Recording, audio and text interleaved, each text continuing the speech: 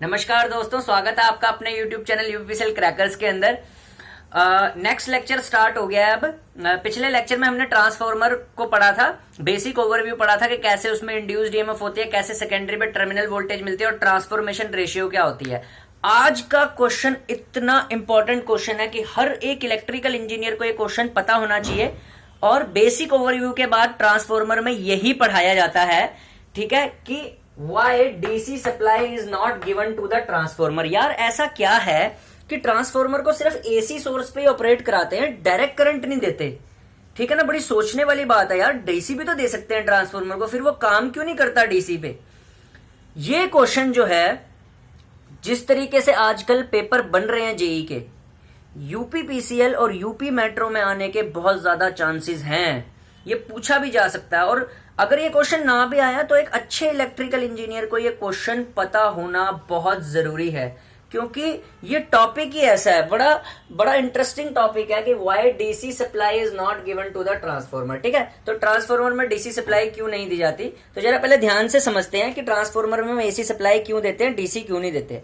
अब जरा पहले एसी इस क्वेश्चन को जानने के लिए हमें एसी और डीसी में फर्क जानना पड़ेगा। तो सबसे पहले हम बात करते हैं, हमने यहाँ पे दी ट्रांसफार्मर को एसी सप्लाई। देखिए मैंने एसी सप्लाई यहाँ पे दे रखी है, एसी सोर्स। ठीक है, एसी सोर्स लिख दिया मैंने यहाँ पे। मैंने ट्रांसफार्मर का एसी सोर्स की सप्लाई दी, तो भाई ध्यान से देखिए, जब भी कभी एसी सोर्स की सप्लाई देते तो एसी सोर्स का करंट कैसा होता है, समझिए, अल्टरनेटिंग, यानी कि टाइम के साथ साथ चेंज करता है। एसी सोर्स का जो करंट होता है वो क्या होता है, अल्टरनेटिंग होता है, यानी टाइम के साथ साथ चेंज करता है।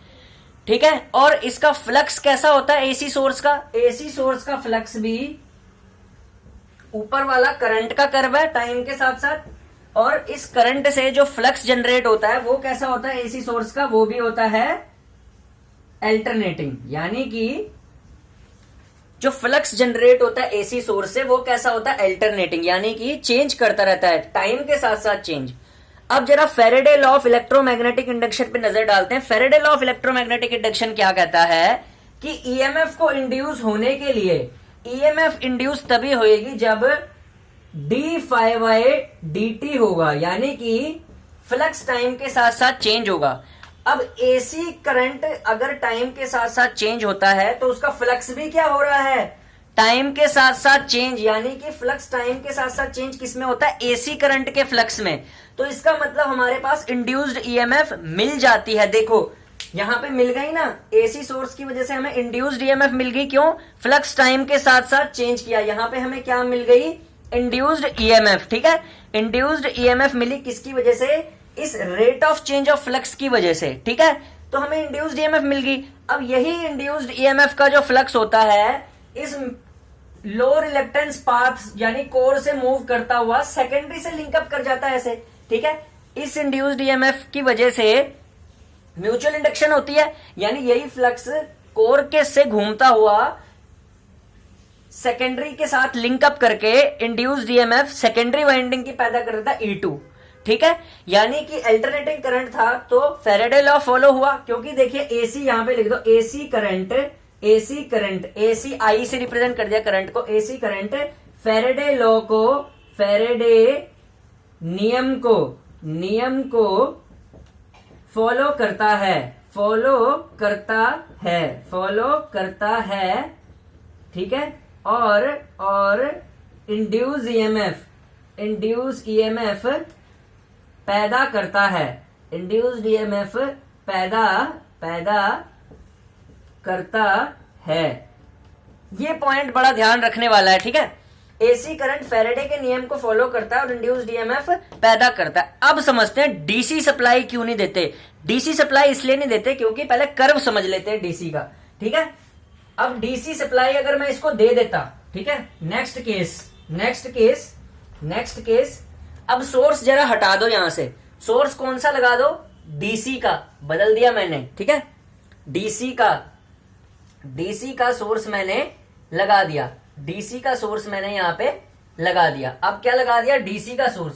डीसी का सोर्स कैसे रिप्रेजेंट होता है, बैटरी से। ठीक है, तो मैंने डीसी सोर्स लगा दिया। ठीक है, ट्रांसफार्मर पे मैंने अब डीसी सोर्स लगा दिया। भाई डीसी सोर्स का अगर ग्राफ प्लॉट करें तो डीसी सोर्स का करंट कैसा होता है? करंट टाइम किसका? डीसी सोर्स का, ठीक है। अब ये डीसी सोर्स कैसा डिलीवर करेगा करंट? कैसा करंट डिलीवर करेगा? Direct current. डायरेक्ट करंट का ग्राफ ऐसे जाता है, ऐसे मतलब कि करंट टाइम के साथ साथ चेंज नहीं होता, सीधा जाता है, ठीक है ना। अगर करंट टाइम के साथ साथ चेंज नहीं हो रहा तो डायरेक्ट करंट का फ्लक्स कैसा होगा? अब फ्लक्स का कर्व बनाते हैं, ये रहा फ्लक्स, ये रहा टाइम, तो फ्लक्स कैसा बनेगा इसका?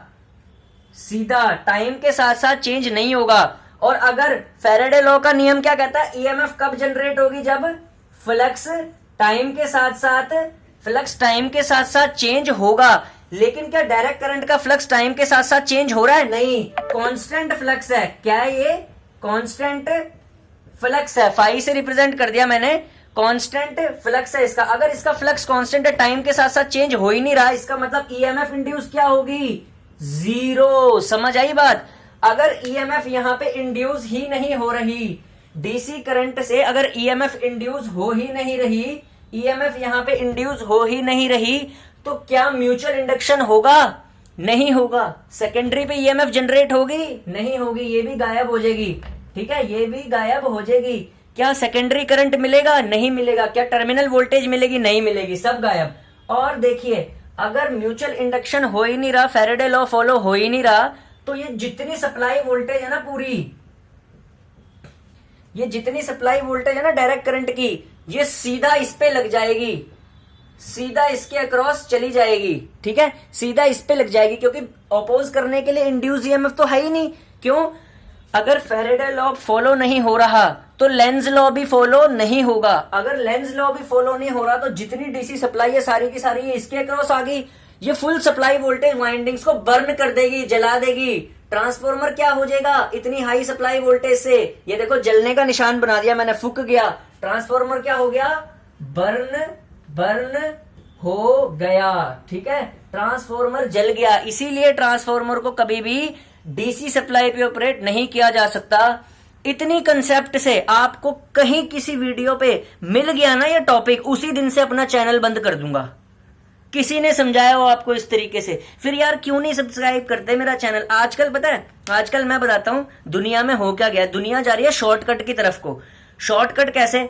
किसी और मास्टर ने बस लिखवा दिया कि भाई डीसी सप्लाई, बाकी यूट्यूब चैनल पे पता है क्या चल रहा है? बस नोट्स बनवा देते हैं, डीसी सप्लाई में ट्रांसफॉर्मर वर्क क्यों नहीं करता? क्योंकि फैराडे लॉ फॉलो नहीं होता।